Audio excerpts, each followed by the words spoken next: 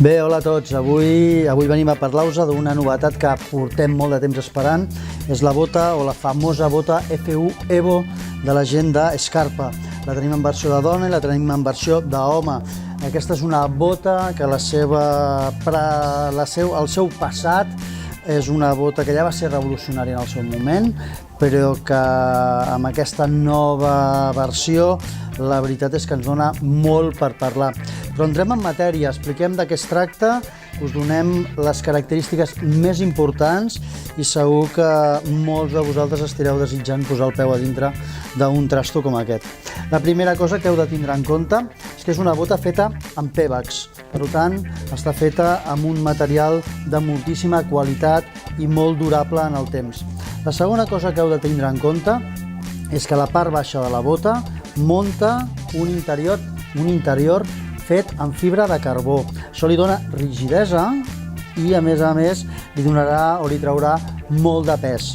Què més porta aquesta bota o què més té aquesta bota d'interessant? Com podeu veure, la gent d'Scarpa ja ens té acostumats a utilitzar el sistema BOA. Les botes Alien ja muntaven el sistema BOA i després de provar-lo molt amb les botes Alien ho han incorporat a la bota F1 Evo. És tan senzill com donar-li voltes a aquest volant, per dir-ho d'alguna manera, i sentir com el nostre peu queda atrapat a dins de la bota. Més coses d'aquesta bota. És una bota que té una mobilitat de canya molt marcada. Després agafarem una fixació, la posarem a dintre i us fareu una miqueta la idea.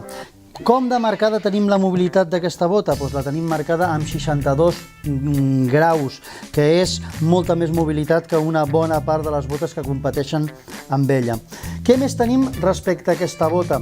Aquesta bota ens permet, des de la part de darrere, tindre una inclinació diferent segons les nostres necessitats. Movent aquests dos cargols, el que aconseguirem és una inclinació de 18, de 20 i de 22 graus, si no m'equivoco. Més coses respecte a aquesta bota. El botí és un botí Intuition. És un botí que a través de donar-li calor el podrem personalitzar i li podrem donar la forma ergonòmica del nostre peu. Però què té d'especial? Què és realment revolucionari amb la bota F1 Evo? Doncs el nou sistema de fixació. És un nou sistema de fixació de la nostra canya. Quan nosaltres foquegem, òbviament ens trobem que la canya s'ha de moure en aquesta direcció, però una vegada la fixem a la nostra fixació, necessitem que la canya quedi completament travada.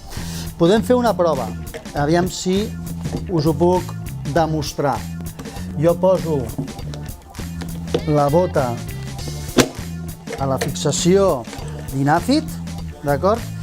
I quan m'apalanco a la part de darrere, la canya és impossible que es mogui. De manera que amb un sol moviment, només posant el nostre taló sobre la fixació Low-Tech, el que aconseguim és a través d'un mecanisme bloquejar la canya, de manera que podem passar a l'opció d'esquí super ràpidament. D'acord? Bé, poca cosa més. És una bota que el seu pes, se m'oblidava, és de 2,2 kg la parella. Això vol dir que pesa 1,1 kg, que està algo per sota de les seves competidores i que el preu d'una bota com aquesta està ahí, com les seves competidores, d'acord? Bé, espero que us agradi el vídeo i espero que la tingueu en compte, d'acord? Vinga, fins una altra.